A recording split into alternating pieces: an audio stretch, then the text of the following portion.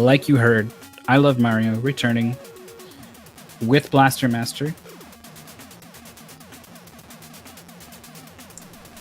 So That's right. I think we've already got him pulled up here. Yeah, look One at of my that. personal favorite games.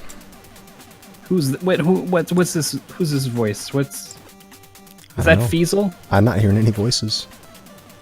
I'm hearing your voice. Hopefully, I'm hearing your voice. I definitely am hearing your voice. If no one else is hearing your voice, there's a problem. But I think we're okay. You know you're the only one in this call. They all think you're crazy now. You shouldn't have said that. Should have just played it cool like you always do, and they wouldn't have known. They wouldn't have known that Feasel's been inside my head all along. All those Final Fantasy streams. It's just been me in an empty room imagining the whole thing. All right, so you know Blaster Master. You play. I have played this Race before. That game. Oh, I love these door glitches. You can do such cool things. If you exit the boss room on the same frame that the boss spawns, the boss will start to spawn in the previous room. You get lots of cool behavior like that. Alright, we can let them know that we're ready to go here. Yep, I'm in communication with him. You're gonna hear some thunderous typing a little bit. Man, some crazy stuff is happening. We're gonna see some of that going on with the crab boss, right? Probably. Yep, we'll probably see it at the crab boss. That's the only place where it's actually useful. Oh, here we see the Japanese version of the game. The reason we use Japanese version is, for one thing, it makes the crab boss a lot easier. The boss at the that we use this door glitch on. But the other reason is there's just a lot less lag. For some reason, just because of the way the RNG algorithm works, the Japanese version lags out a lot less than the American version does. The PAL version is an entirely different game because it has this double jump mechanic. You can do all kinds of crazy things and glitch your way right to the end of the game. But in the North American or Japanese versions, you have to actually play it. Another thing Japanese version does is it lets you have infinite continues, rather than the limited number of continues that you get in a North American version. So you have more places to use continue warping. So you game over and use a continue to warp back to the start of the level. You can do that a few more times. Another thing that it lets you do is it lets you reset in order to go back to the first room, but you get to keep all of your items, all of the tank upgrades that you get. After you do a soft reset, you'll go right back there. So that's another neat little time saver that gets used. I'm not actually sure if that's the category he's doing. Technically, that would be any percent. So if this is any percent run, that's what he'll do. I guess we'll know when he gets there. But this game is very unique for its time, having these top-down and the side-scrolling parts of the gameplay, both of them being very good, very well programmed. It really is a joy to play. This is a really fun blind playthrough. Maybe do the Japanese version just so you don't have to have limited continues and start again. You see him pausing as he goes through these door transitions just to save time. It saves frames to pause at the door transitions. This boss fight here, he's trying to... There's a couple different patterns you might get, but with that position he's standing in, he should only have to move once. There we go. Only had to move once to keep that boss taking damage the entire time. This first ship part that we pick up, this is going to allow your... I forget what it's actually called, but it increases the attack of your tank. And that happens to be a sequence item that lets you take out a certain mini-boss that's about to come up here. That lets you into level 2. But yeah, that's the basic gist of this game. In each of the areas that you're in, there's a side-scrolling section, and you have to find which of these little... on-foot sections is the one that contains the boss, and that's where you have to go next. So right here, this wall face, it despawned a lot of his shots there, but that wall face you can't do without fighting the first boss. And we're in area 2. You're going to see him try to kill as much stuff as possible. You have to sort of strike a balance. If you have too many bullets on the screen, it's going to lag the game, but also leaving enemies alive will lag the game. So you got to try to kill enemies as efficiently as you can. The lag in this game is actually a real benefit, because it means that in order to get good times, you have to also have good marksmanship. You know, you have to be able to take out these enemies in just one shot each. Otherwise, you would just damage boost through everything and skip all the enemies, and it wouldn't be nearly as complex a speed game. Another pause at the door transition. Yeah, every time you go through one of these door transitions, if you don't pause, you see the screen will smoothly scroll over. Whereas if you go in and out of the pause menu, it just immediately pops you over there. So you're saving frames in every single door transition. It adds up. It probably adds up to not a minute, but probably like 30, 45 seconds maybe over the course of a run. 40 seconds, I would say. That's completely just pulling that number out of my butt. No idea. Fortunately, this game's got a really high drop rate. Like all these P things that are getting dropped, those are your health. So it's really easy to keep your health up if you're able to kill enemies consistently.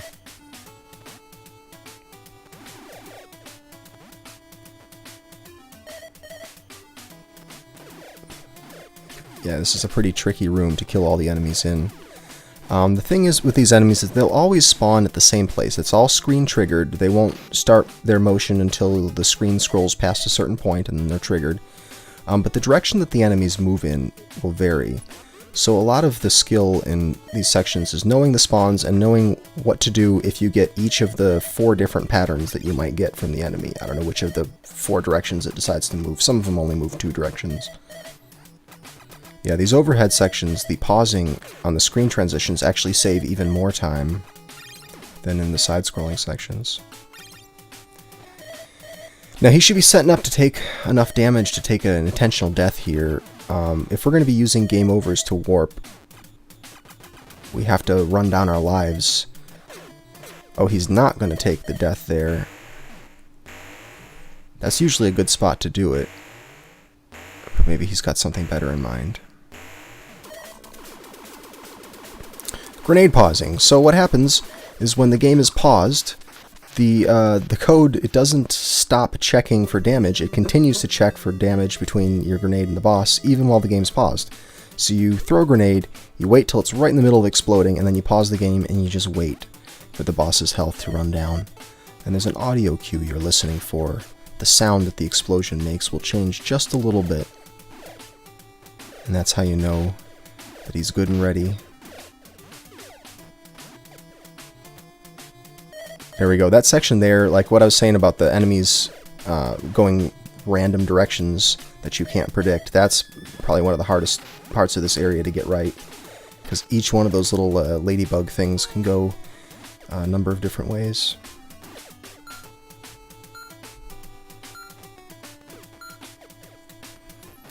Making our way into... Oh, see how he's shooting these blocks to break them? That was the upgrade we just got. The thing that gives him these flashing buster shots, it lets him break bricks. He's taken the low road. Okay, the low road is actually a pretty good way to go here.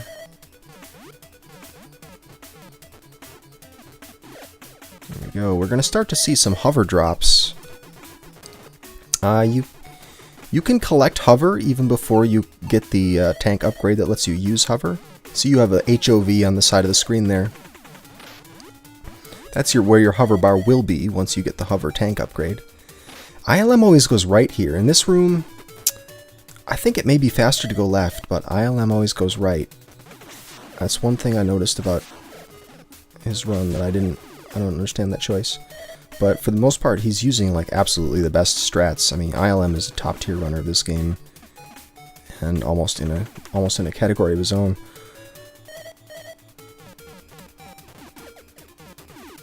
And he invented a lot of room strats that you're seeing here. A lot of stuff that you're seeing he came up with. You saw some missiles there. You have these sub-weapons. It's hard to see. Every time he pauses at a door transition, take a look at the bottom center. Those are your sub-weapons. Right there, really quickly, you saw him. He had, I think, 22 missiles left. The triple shot missiles are one of the only things that gets a lot of use in this, because you can pick them up without going out of your way. Oh, there's a hover. He's collecting it, but I don't know that he needs it unless he's planning on doing this without death warps. Which he might be, who knows. But yeah, those triple shot missiles, they are really laggy, but like in situations like this, these things take like 4 shots to kill, and they spew these little gumballs everywhere. Those are the worst lag generators in this game. So it is worth it using a few missiles to do that. There's an upward missile shot that you can do in this room that I see that he didn't try. I think if you do that right, it actually will save frames. It's tricky because a lot of times you really have to balance the lag that you get from using your sub-weapon against the lag that you're saving by killing the enemy. So a lot of these strats are really borderline. The more drops you have on the screen, the slower things go. So you actually don't want these things to be dropping power-ups. Neat little damage boost turnaround there. That's interesting. I don't think I've seen that section done exactly that way before. Usually you see missiles in that middle part, but he did it with just buster shots. In the overhead section, you'll see him taking intentional damage here. What he's trying to do is get down to half a box of health. Not one box, but half a box, because the thing he wants to die on only does half a box of damage. So you have to know which of these things will do a full box and which will do half a box, and get hit strategically by certain enemies and spikes just to get yourself down to just the right amount. Fortunately, as long as you kill the same things... There it is right here. Oh, he's dying from the spikes, not from the enemy. Never mind what I said about the half a box. He decides to go for the spikes. I think it's actually faster, though, to get killed by that green toaster... that gray toaster. It's just that you have to do a little bit more arithmetic with your health. This is a great boss fight.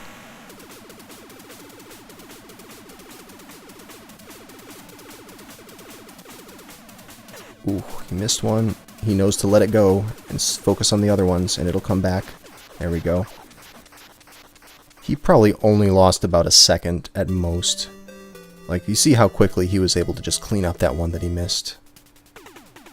So all in all, that was really good. Okay, here we see some deaths. But that boss, that's the hardest boss in this game. Harder than anything else. Alright, game over brings him back to the beginning of Area 3. He takes the door into Area 2. And now he's going to take a game over in Area 2.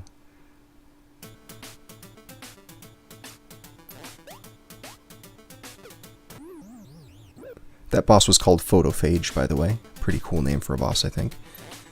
There's other ways of taking this death here. I've seen people actually go through this door and then screen wrap and then die in the next screen. But so here we go. You see him leave his tank behind right there. He left his tank behind. And the reason he does that is he can go into... He needs to take some more deaths. This is the Jason suicide part of the run. But every time he respawns without the tank, it saves him the frames that it takes to hop out of the tank. Because you would respawn in the tank each time. That's why he leaves the tank behind. And yet another game over takes him back to the very beginning.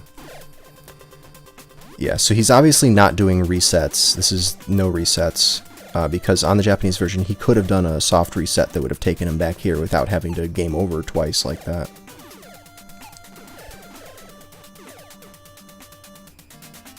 This is the hover farm. He needs 3 bars of hover in order to get up to the next area.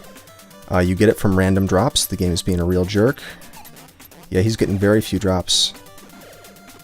He's got 2, he just needs 1 more. I actually don't like this spot all that much. This isn't the spot where I would farm. Here he gets it. Takes the death with Jason, is quicker than doing it with the tank. That warps him over to the left here so he can save some backtracking time. And now he's got to be really careful not to get knocked out of the air by these golems. These things, if he gets hit right now, that's a massive time loss. Because he's already used up those flashing hovers. But he makes it. He makes it.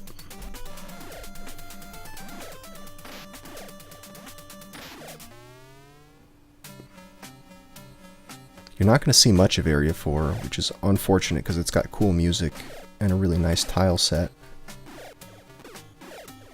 But we're going to skip Area 4 by using the key skip.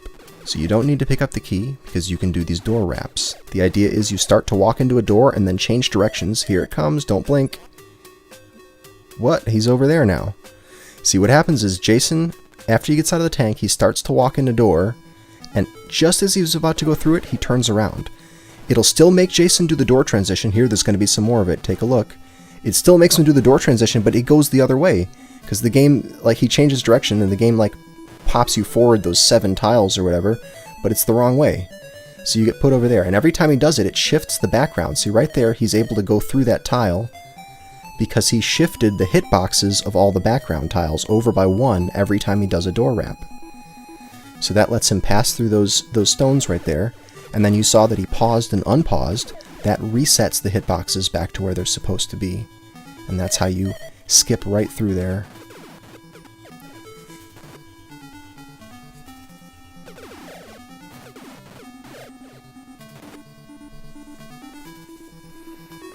It's actually really easy to do this door wrap. If you have Blaster Master, pop it in and just go up to a door, get out of your tank, go up to a door on foot as Jason, and just walk up to the door and just try to change directions just as he's about to go through it.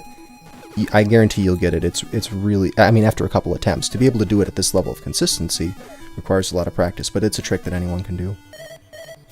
And he's making short work of these swimming rooms, which are probably some of the hardest rooms in the side-scrolling section, to optimize these swimming sections.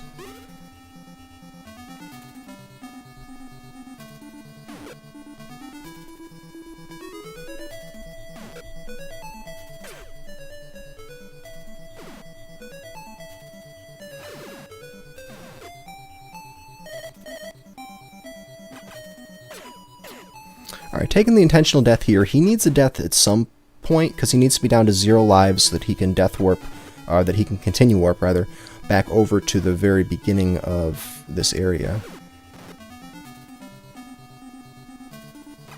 And now he probably doesn't want to take too much damage, just because he wants a nice marathon safe fight here in case he misses this. But on the Japanese version, all he has to do is pause during the fade out. He just waited until the screen started to fade to black, and he paused just as that fade out was happening. What is he fighting right now? Someone needs to explain this to me. No. So what happens is, the game normally prevents you from exiting the boss room while the boss is spawned. Once you go in this room, you can't leave it, once the boss is there. But if you pause during the door transition, the game neglects to disable that door. And when you come out of the pause, it will allow you to walk through that door even though the boss is spawned. Now, walking back to the other room while the boss is spawned will do some weird things. You can, for one thing, you're not supposed to be able to walk side to side in a boss room. So, in the previous room, you can actually walk back to the left, and it messes up your X location, like the location where the boss appears relative to the location where your character appears, is the thing that affects the boss's movements and his attacks and whatnot. And so, if he walks to the previous room and then goes left to screen, you get to fight this ghost copy of the boss that has no way of fighting back against you, and it's a much, much faster and safer fight.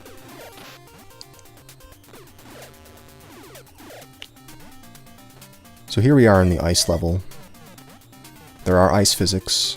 You'll see him jump when he wants to build momentum, because when you're in the air you can actually accelerate. You just have a hard time accelerating on land.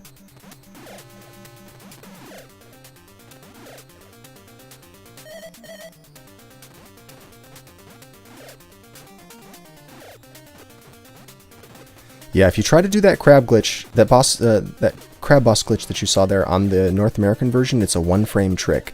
And there are some setups for helping, but you still have to nail a 1-frame trick. The nice thing about the Japanese version is that you have about 8 frames. You have about an 8-frame window to hit that pause button during the fade out. When they made the North American version, they fixed that glitch that lets, that prevents the door from being disabled while it's paused. But you can still just be frame perfect and get it even without the pause. A North American version.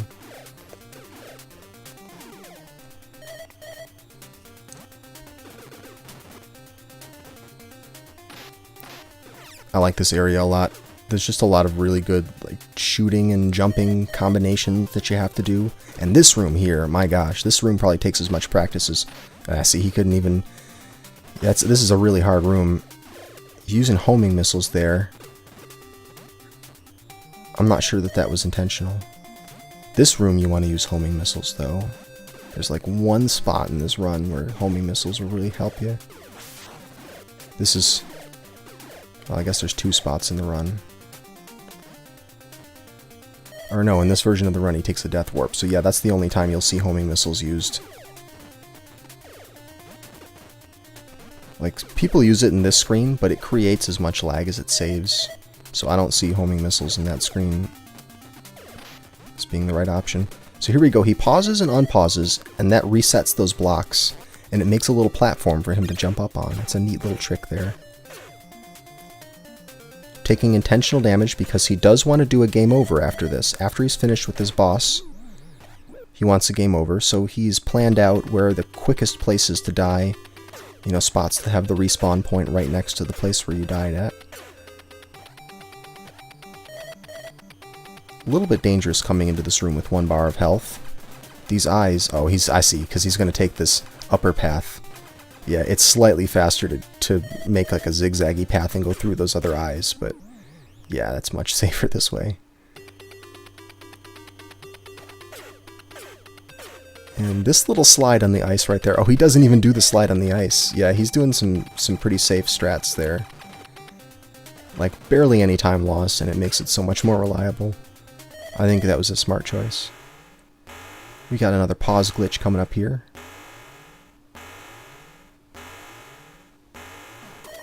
Right on.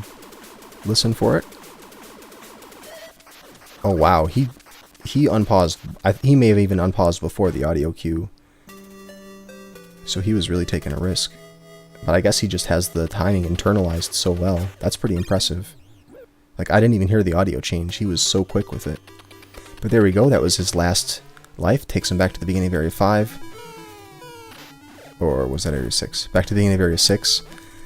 And now we take the tubes in Area 5. He'll take some more deaths here. So because we did that key skip, there's actually no way to get back through Area 4. That place where we did that first door wrap, you can't go back. So the only way to get back to the beginning of Area 4 again is to take a game over. So he got down to his last life.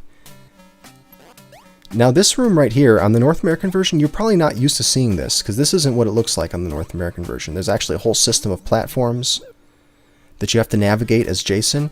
On the Japanese version, what they expect you to do is climb up a long ladder and then do this like leap of faith out into, like, over this massive cliff, fall down several stories, and grab onto that one tiny little speck of ladder. That's how they expect you to get through there. Not even just like a speedrunner, just the average player needs to do that. Which is kind of a weird design decision, so I see why they changed it into a system of platforms and ladders in the North American version. Very strange design.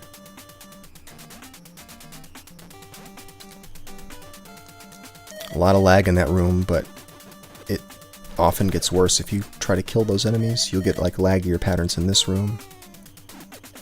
A lot of these rooms are connected. What you kill in one room will affect the pattern and the amount of lag that you get in the next room.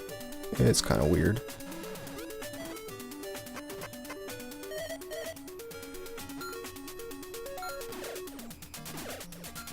Nice going there. That room is always a tough one to avoid lag in.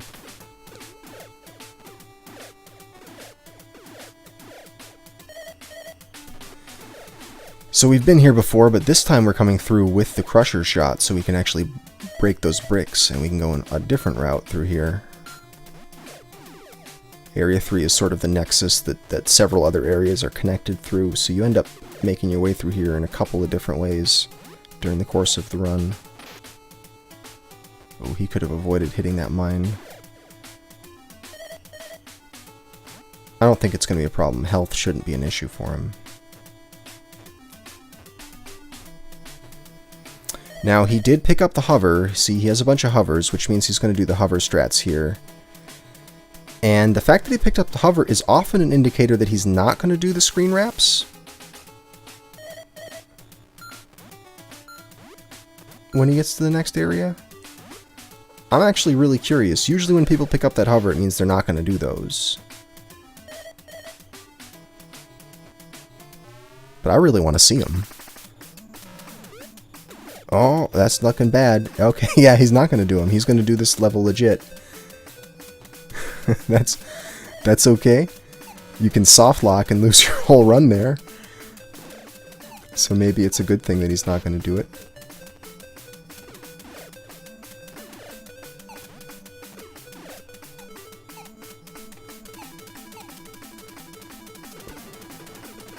It's a neat little jump. Jumping into that little opening there as you shoot it's a hard one to do.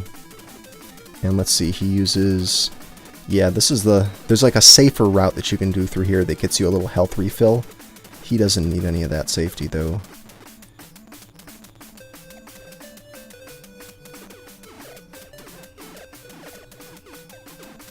Try not to headbang too hard to this music. You'll miss out on some of the exciting gameplay.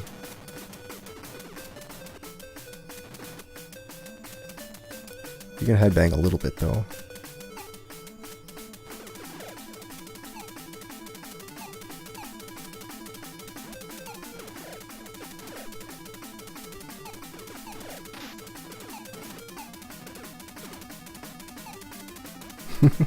These spawners, yeah, they're all really random, and they're really laggy.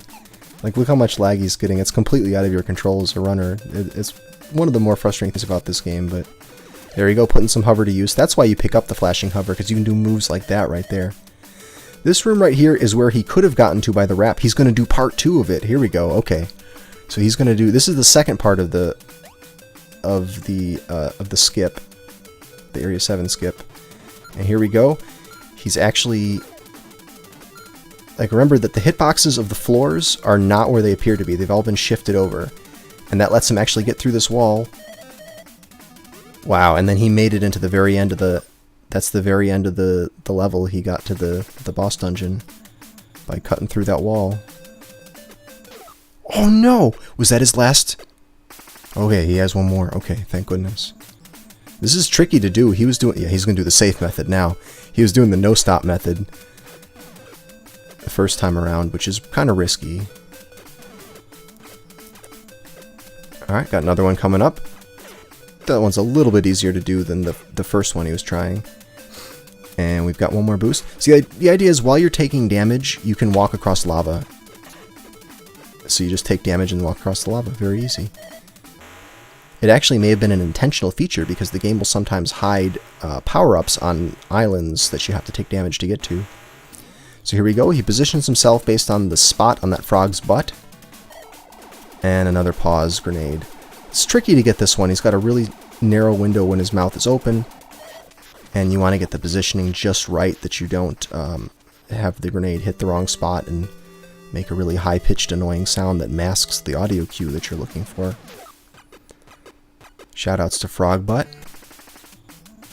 Frog Butt is perfectly harmless. He dies and goes back to the beginning of Area 7, back through this door into Area 2. And we're headed now for a hover drop. No, he was hoping for a hover drop from that pink thing there. He didn't get it. But we're heading back to Area 8. Well, we're heading to Area 8. We haven't been to Area 8 yet. Oh, he didn't get the drop. Like that drop into the little passage there. That's a tricky thing to... Well, it's not even... Once you get a visual cue for it, it's not even that hard a trick.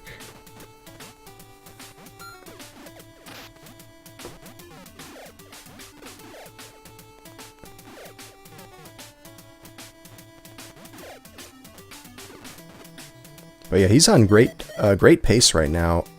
He hasn't had any major setbacks, and he's been doing his rooms really well.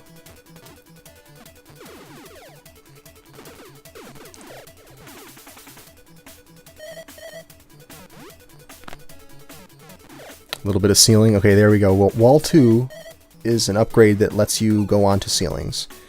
And it's a bit of a more of a curse than a blessing. Oh, he's hoping for another hover drop there and he didn't get it. Watch out for the flyers. I knew it. I shouldn't have said it. I knew I shouldn't have said anything. Yeah, but when one of those flyers hits you, you get knocked off. You lose your Wall 2. Such trolls. Oh, he almost got it again. Oh my goodness. So yeah, those things spawn at random and you just gotta live with it. You know? Look how... I mean, he had so little time to react. Just a terrible, terrible spawn. But here we go. He was hoping to get hover so that he could make the spike skip a little easier. And he could have farmed for it in this room, but he didn't. So he's just going to do this the old-fashioned way.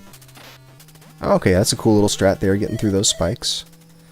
But there's this spike pit coming up in the next room, and he can do Well, the idea is you want to not trigger your wall 2. You want to get all the way up to the edge of this pit without triggering the wall 2, so he's going to do a little hop. Oh, yeah, he tried. Yeah, he can't do it that way. He tried to do a different version of the trick, but yeah, he's doing a little hop to get past the spot where... Oh, no! He's alive, but this next room, he can't continue. He's going to take a safety death here.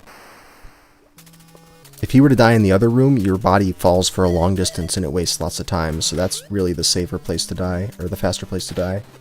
But now he's down to his last life. So this room right here, if you're a speedrunner of this game, you've probably spent just hours in this room working it out. This is probably one of the hardest rooms. I mean, anyone would say this is the hardest room, really. And he made it look just effortless. That's amazing. Very laggy room. Random spawn. See, the lag ate his input there. That's not his fault. His input got eaten by the lag, because that room is just so bad with lag.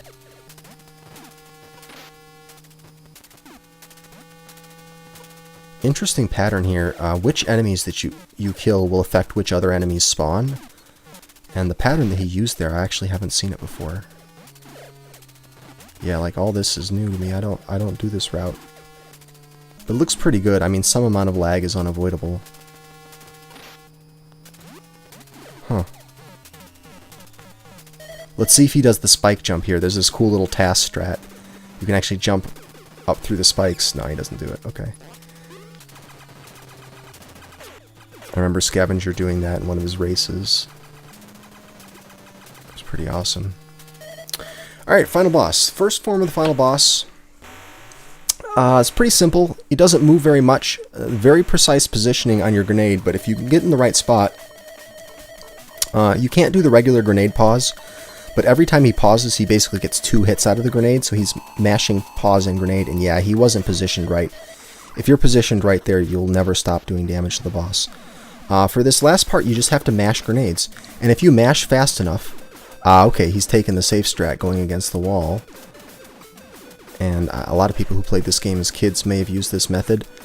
I honestly don't consider this safer. I feel like you're just as likely to get killed by him doing this than doing it the other way, but obviously ILM feels comfortable with it. This guy does a lot of damage with that whip. I wouldn't... Man. I wouldn't consider this one over yet. Alright, there we go.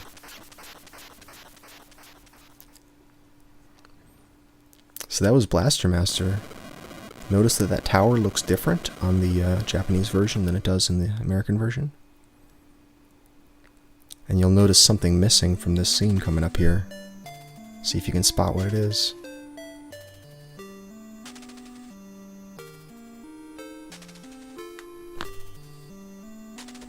Is it the frog? Hey, you knew the answer to that. That's cheating. And also hi. Hi. Yeah, it's a totally different protagonist on this. It's like, it's Kane or something, right? Yep, this guy's named Kane. That's correct. Yep. The other guy, I forget it, Jason? Yeah. Jason. I was saying Jason because that's a better... Well, Kane's a pretty good name too, I suppose. But well, Kane's a cool name, like if you're 12 and you're wearing a mask or something. Right. Yeah, I'm Kane. But like, Jason sounds more like a kid who jumps down a hole in his backyard chasing a pet frog, though. I would believe Jason for that. That's a Jason move for sure. Yeah. So that was Blaster Master, like you said. That was I Love Mario. Is he done with the marathon? I think that might be his 3 contributions. Yes, that is. So unfortunately, that's all the I Love Mario we have in store for you.